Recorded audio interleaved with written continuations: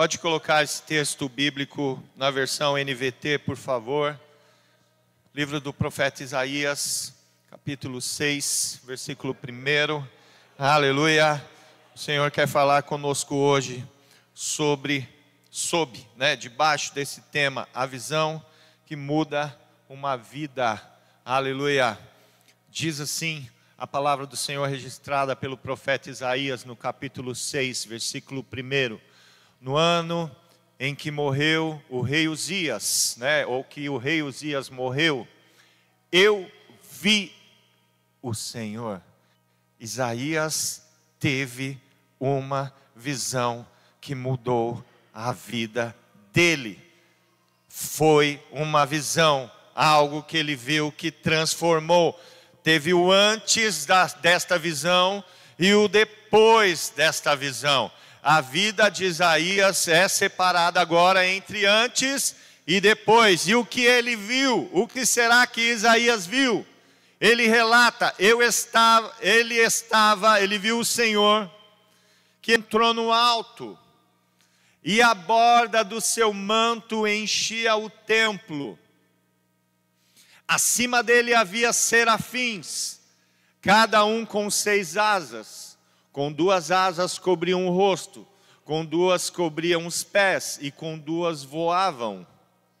Diziam em alta voz uns aos outros: Santo, Santo, Santo é o Senhor dos exércitos.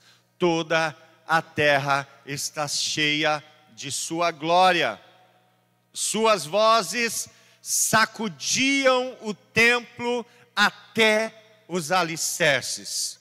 Eu quero fazer uma pausa aqui para você entender a profundidade daquela adoração, daquela palavra que estava sob o altar do trono de Deus, sendo proferido pelos serafins, que diziam uns aos outros: Santo, Santo, Santo é o Senhor dos exércitos. E quando essa voz ressoava, havia um romper, havia deixa eu usar o melhor vocabulário.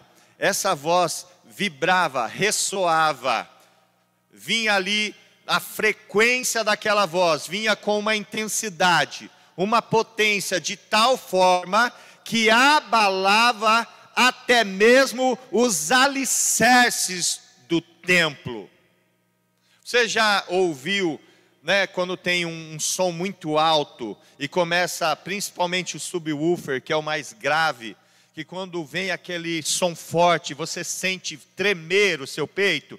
Quantos aqui, ou até mesmo, hoje em dia tem sons muito potentes, o pessoal põe aí aqueles carros cheios de som lá, e quando vibra, tudo, janela de alumínio, de vidro, e até mesmo se você estiver perto, você sente essa vibração. Só que a voz que saía lá de sobre o trono de Deus ecoava na terra, e até mesmo os alicerces, que é a parte mais firme, a parte mais sólida, aquela que é feita para sustentar todo o edifício, até mesmo os alicerces vibravam, sacudiam, Nessa versão diz sacudiam, os alicerces sacudiam com o som daquelas vozes, e todo o edifício estava cheio de fumaça. Vamos seguir. Então eu disse, Isaías disse: eu estou perdido, é o meu fim, pois sou um homem de lábios impuros e vivo no meio de pessoas de lábios impuros. Meus olhos, porém, viram o Rei, o Senhor dos exércitos.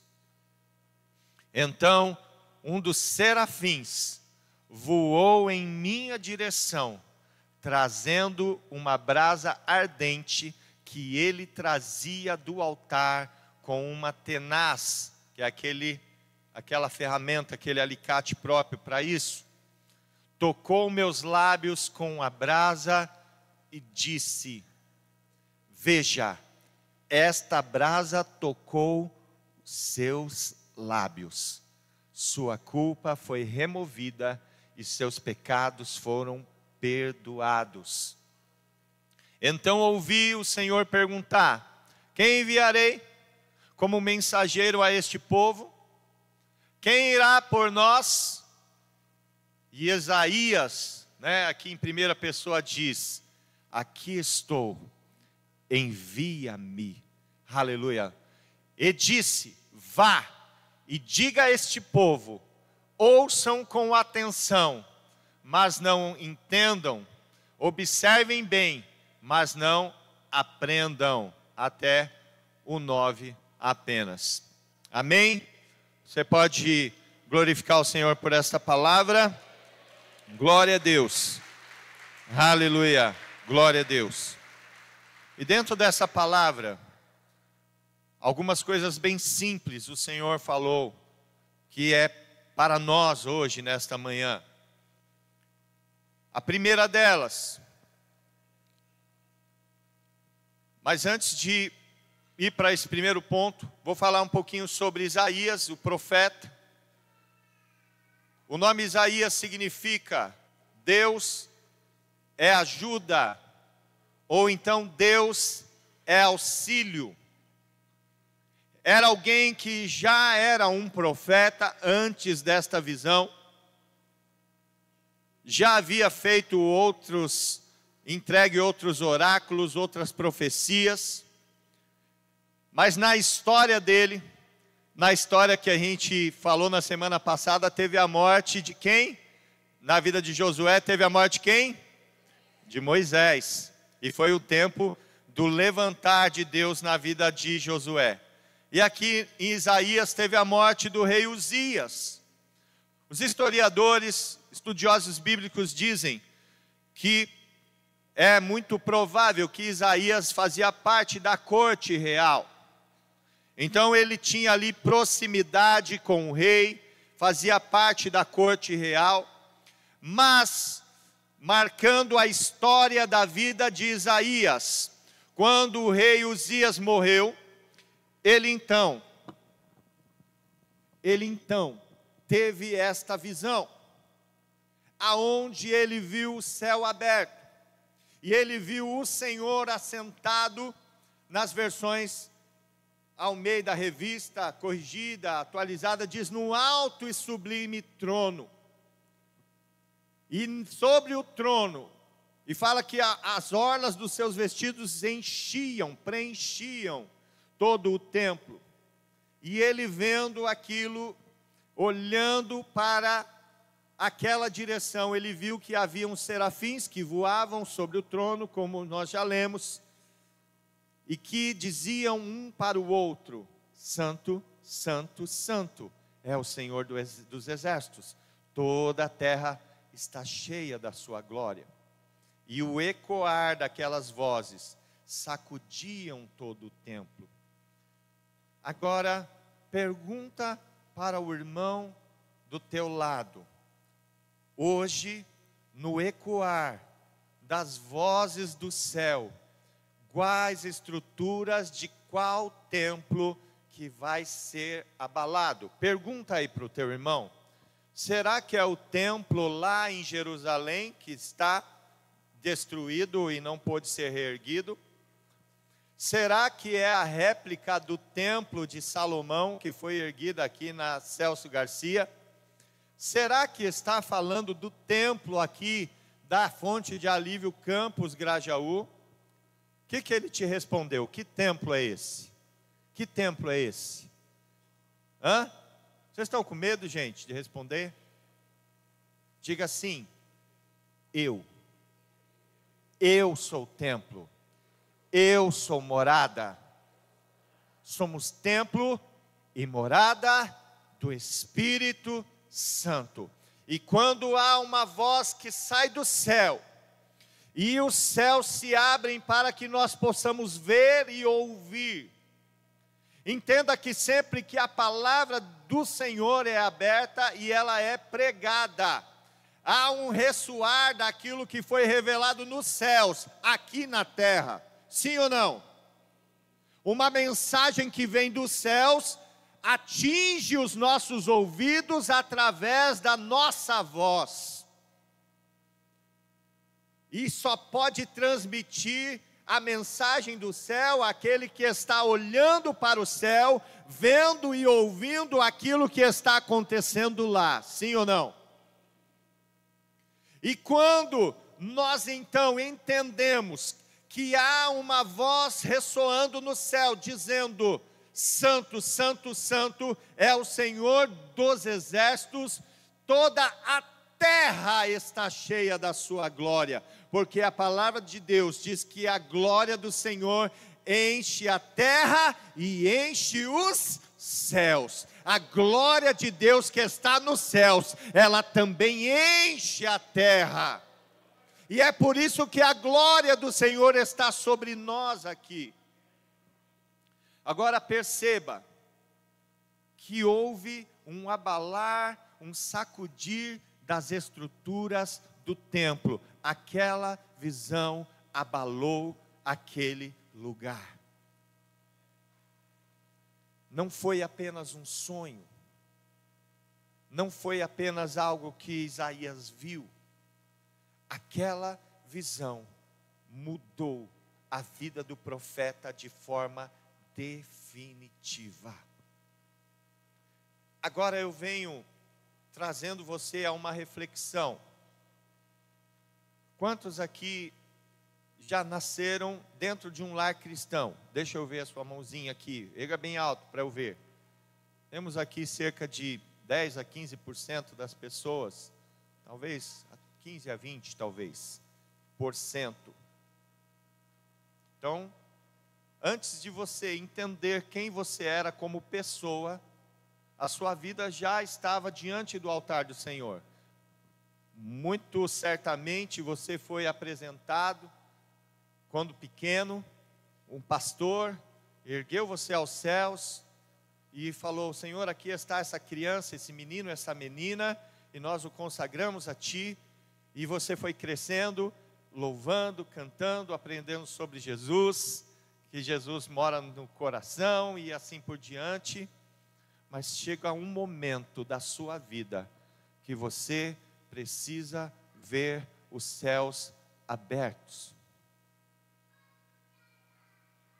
Não mais de ouvir as pessoas dizerem, não mais de ter experiências do que os outros viveram, mas você precisa ver o céu aberto e a glória do Senhor, para que você entenda que o Deus dos seus pais, Ele é o teu Deus, que o Deus dos teus avós, dos teus parentes, Ele é o teu Deus. E Isaías, ele já era um profeta, sim ou não? Mas essa visão que ele teve, que mudou a vida dele, é algo que nós, como cristãos, não podemos viver a nossa trajetória sem experimentarmos algo semelhante. É óbvio que Deus trata e se manifesta a cada um na sua individualidade. Eu tive a minha experiência com Deus. Você talvez já tenha tido uma experiência forte assim com Deus. Mas eu digo, sem medo de errar, que muitos ainda não tiveram algo dessa magnitude. Isaías sentiu o vibrar, o sacudir da voz de Deus saindo dos céus, dos serafins saindo dos céus e tocando a terra. Você, eu, somos templo, somos morada. A glória de Deus que enche os céus também enche a nossa vida. E a glória de Deus, o manto de Deus que representa a glória, estava preenchendo o templo. Veja agora que interessante. Quando a voz do Senhor fala conosco, nossas estruturas são abaladas. E eu vou te explicar. Eu acho que quase todo jovem, alguns menos, outros mais, mas todos em certa proporção, têm as suas, como é que eu falo? Os seus conceitos, tem aquilo que a pastora Adri talvez me ajude melhor a formular. A forma com que ele fala que vai conduzir a sua vida, os seus preceitos morais, aquilo fala, ó, isso daqui eu não abro mão de jeito nenhum, para o bem e para o mal, para o que é bom e para o que é ruim. Por exemplo, tem gente que fala assim, talvez você já tenha ouvido, olha, eu sou bom com todo mundo, mas não pisa no meu calo, porque se pisar no meu calo, eu tiro satisfação e não tem ninguém nesse mundo que me faça mudar de ideia. Né, Ângela?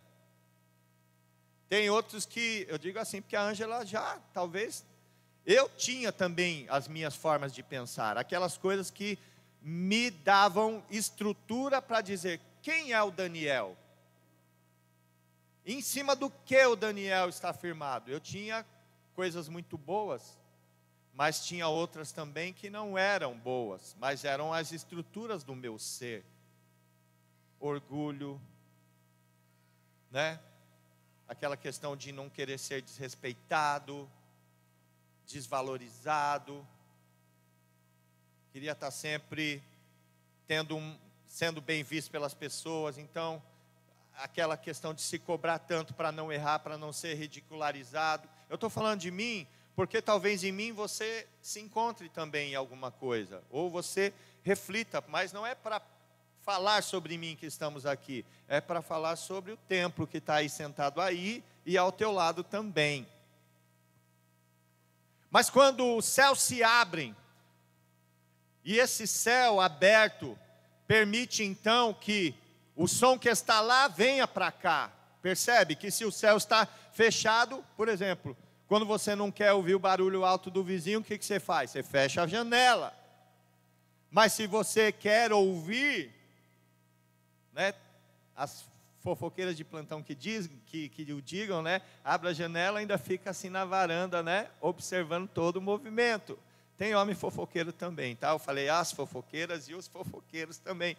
Agora, se tiver com a porta, a janela fechada, não dá para ouvir.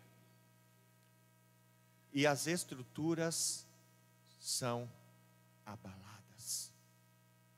Veja, sem o abalar das nossas estruturas, não tem uma mudança na trajetória da nossa vida. Nós não somos convencidos, nós somos convertidos. O nosso coração se converteu ao Senhor. Isaías automaticamente, quando ele percebeu a grandiosidade do que ele estava vendo, porque a gente só está ouvindo um relato do que ele viu, só que só Isaías viu. A grandiosidade do que ele viu, a gente tem uma noção pelo que ele relatou. Mas você já tentou, às vezes, explicar uma coisa que você não entende bem? Falta até as palavras. Fala, não, mas como é que foi acontecer? Olha, não sei explicar bem, mas foi muito bom, foi da hora. Foi o melhor que Isaías conseguiu fazer aqui, escrevendo do que ele viu. Mas o que ele viu foi algo tão sublime, e a gente às vezes começa a imaginar um pouco pelo relato dele. Serafins vem da palavra hebraica lá que significa seres ardentes. Serafins é uma das classes angelicais. Temos anjos, querubins, serafins, arcanjo, cada um com o seu chamado, a sua área de atuação. E os serafins são chamados assim, porque transliterado significa seres ardentes, porque são anjos exclusivos de adoração que estão ao redor do trono de Deus. E acredita-se que eles receberam esse nome, porque eles refletem a glória do Senhor com tal potência, com tal intensidade, que dá a impressão que eles estão incendiados pela glória de Deus refletida nos seus vestidos brancos, em suas asas, e a glória de Deus é tão forte que eles sequer podem olhar, ou os pés também fala de santificação, tocar, mas eles cobrem os pés, eles cobrem o rosto, porque se está com vestido, o resto do corpo já está protegido, mas o rosto, os pés não. Então a parte que não está protegida pelas vestes de santidade que eles possuem, os serafins então, com as suas asas, que estão 6, eles 2 voam, com 2 cobrem os pés,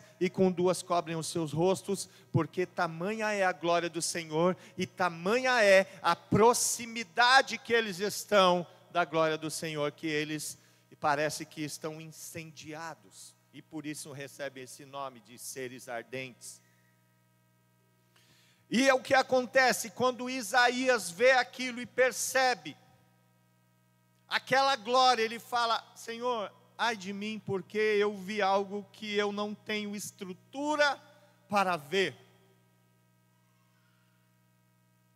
Eu não tenho condições para presenciar algo tão profundo.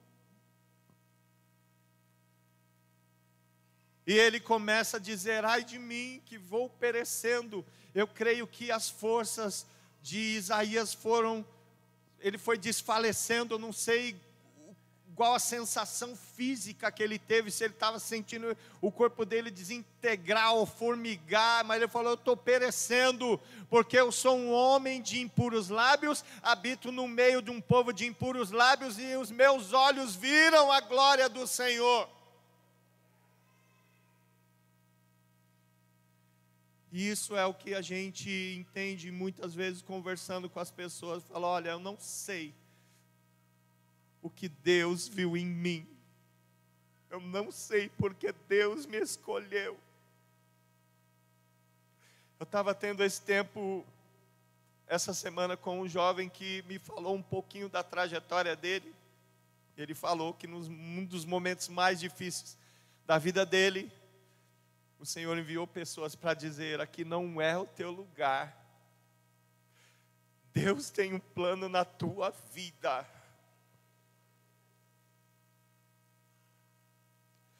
Não é porque ele estava lá orando, não é porque ele estava adorando, não é porque ele estava dentro de uma igreja, pelo contrário, mas o Senhor enviou uma voz que foi até ele e disse: você é um escolhido, o teu lugar não é aqui. Deus tem um propósito na tua vida, Ele vai usar a tua vida.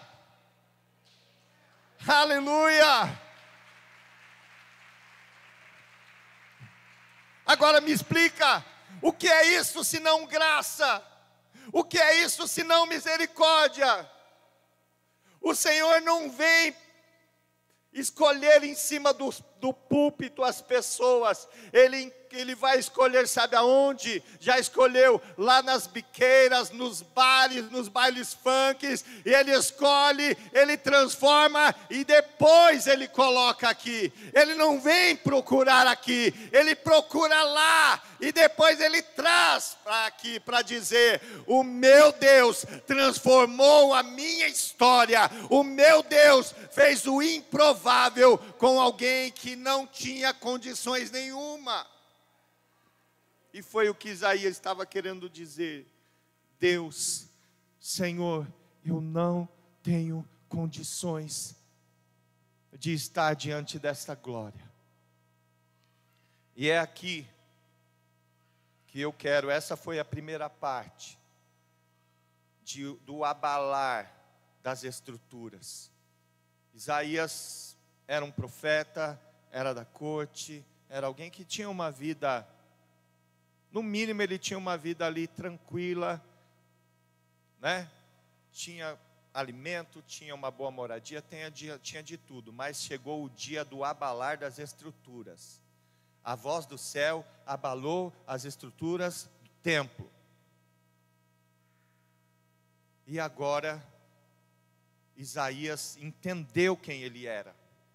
Ele não era um profeta, ele não era alguém da corte, ele não era um homem que se destacava perante os demais, porque ele trazia oráculos do céu. Ele era apenas um homem de impuros lábios, que habitava no meio de um povo de lábios impuros. Era ele falou: Senhor, eu sou esse homem. E o Senhor falou assim: isto está para ser mudado hoje.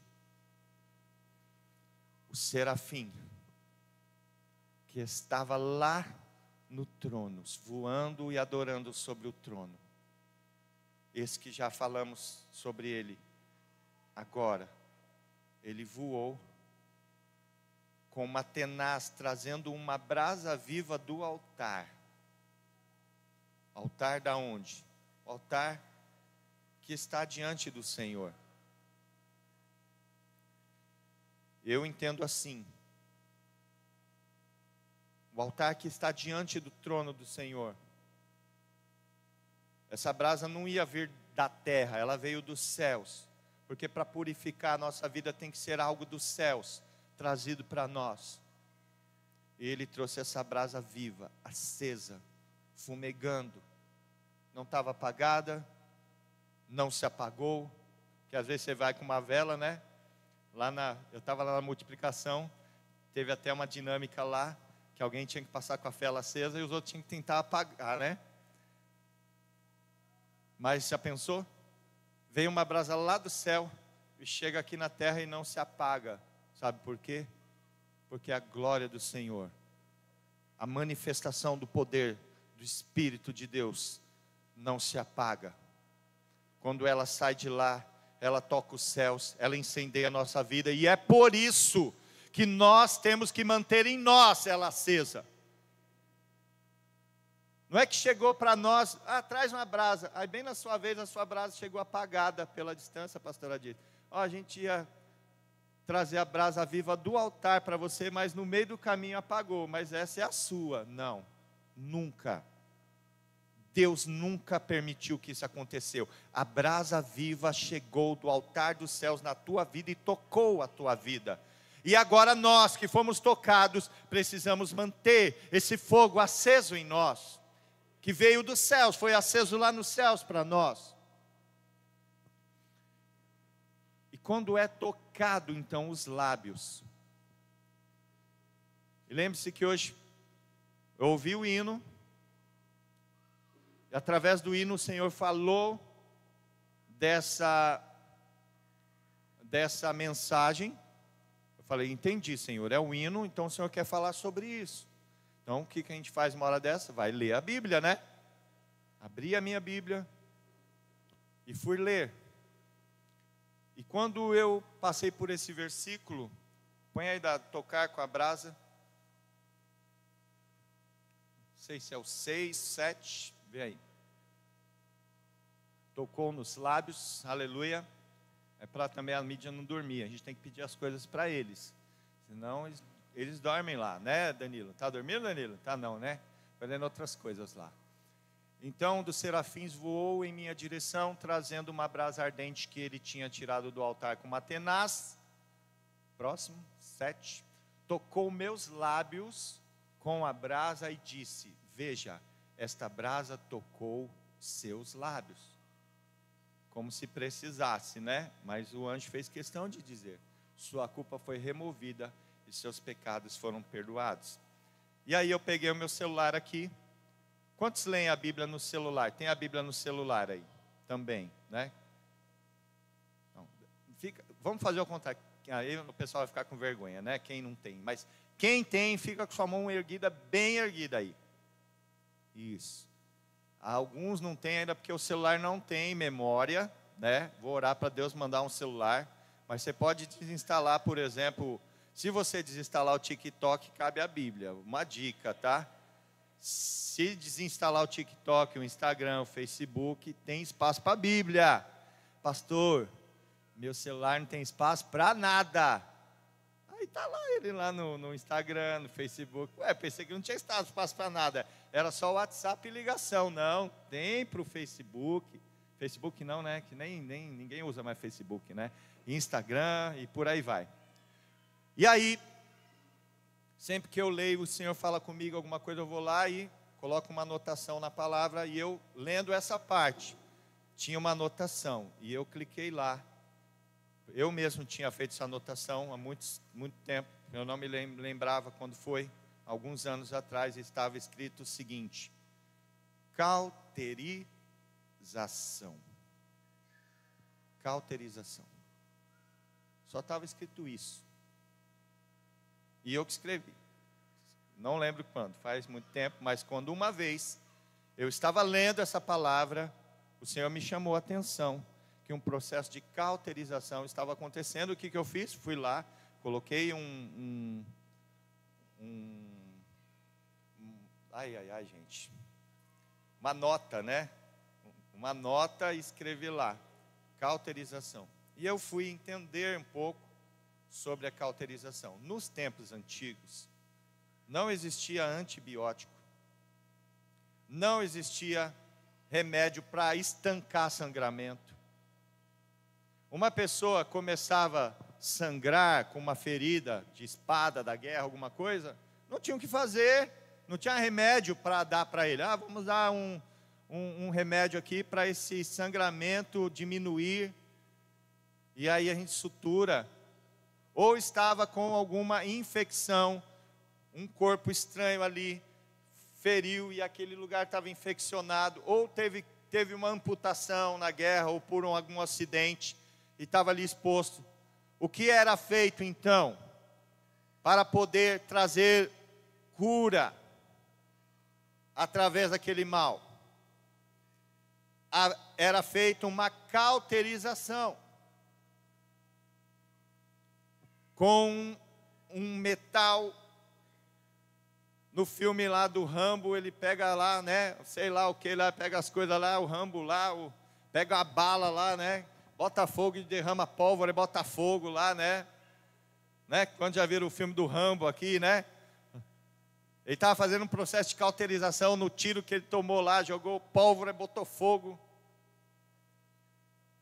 Mas antigamente, esse processo de cauterização livrava da morte, porque ou a pessoa ia sangrar até morrer, ou aquela infecção que estava naquele tecido ia causando reação até se tornar uma infecção generalizada e paralisar o funcionamento dos órgãos, até ter uma falência múltipla de órgãos, febre alta e a pessoa morrer. Pastor, o porquê que Deus fez uma cauterização?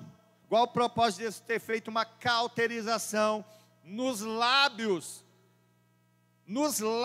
de Isaías?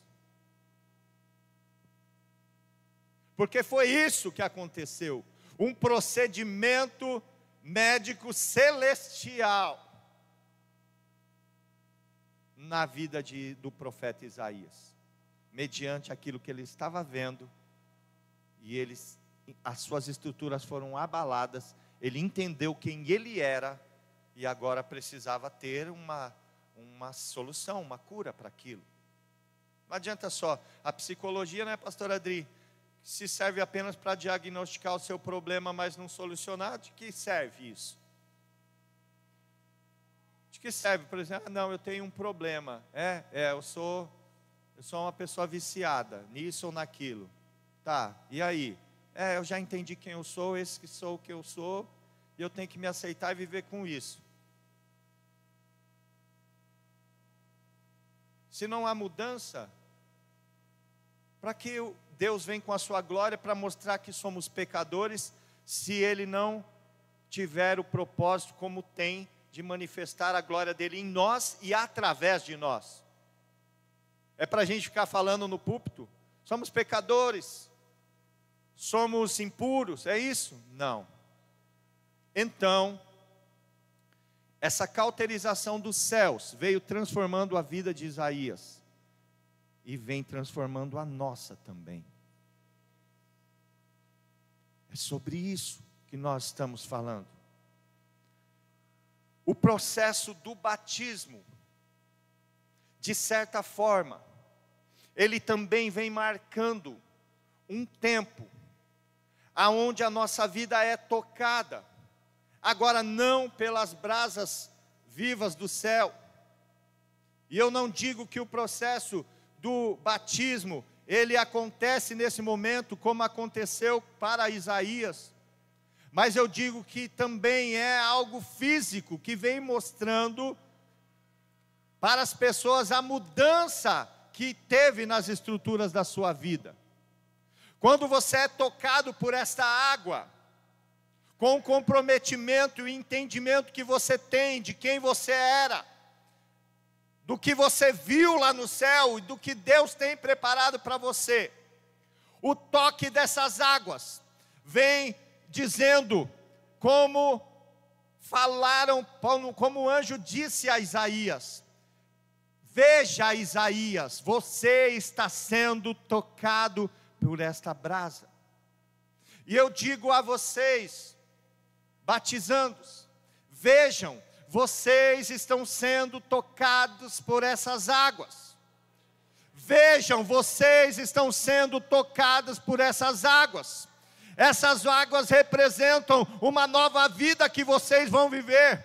A visão dos céus que se abre, a voz de Deus que fala com vocês, o toque de Deus na sua vida, e a partir deste toque, uma nova vida com Cristo. Você pode aplaudir ao Senhor pela vida desses jovens? Aleluia, aleluia, glória a Deus.